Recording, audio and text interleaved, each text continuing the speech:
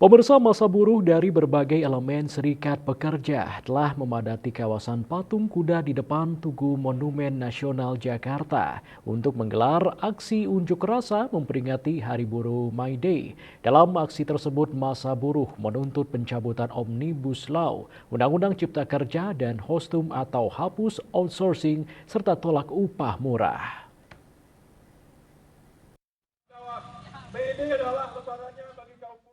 Massa buruh dari berbagai elemen serikat pekerja telah mengepung dan memadati kawasan patung kuda di depan Tugu Monumen Nasional Jakarta dalam rangka memperingati Hari Buruh May Day tahun 2024.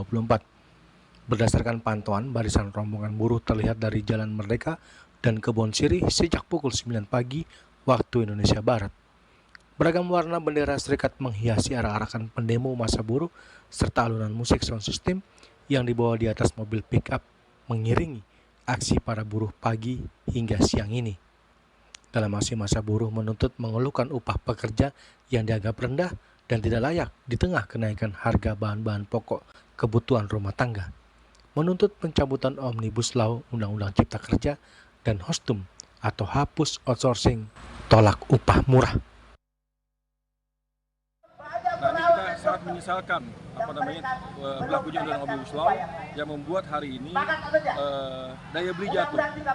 Ya, bukan hanya gampang PHK, tapi juga dengan upah murah itu daya beli jatuh. Ya, dengan upah murah itu kualitas pendapatan para buruh formal ini tidak berkualitas, tidak ada lebihannya. Sehingga dengan buruh formal ini yang rendah ini membuat para buruh informal ini kemudian tidak bisa berkembang. Ya, sederhana. Buruh informal ini, para pedagang kaki lima akan berkembang kalau buruh formal ini punya kualitas upah yang luar biasa. Nah, Jokowi telah menghancurkan pelindungan bagi buruh, menghancurkan daya beli dengan menaikkan upah. Nah, karenanya kita minta Presiden terpilih Pak Prabowo Subianto ini untuk mencabut Omnibus Law. Walaupun kita ragu karena Presiden terpilih ini juga bagian dari kabinet Jokowi.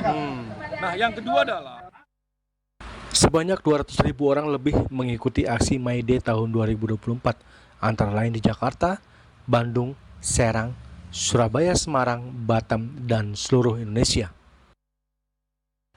Dari Jakarta, Julius Soeharto dan Ketut Sumadiasa melaporkan.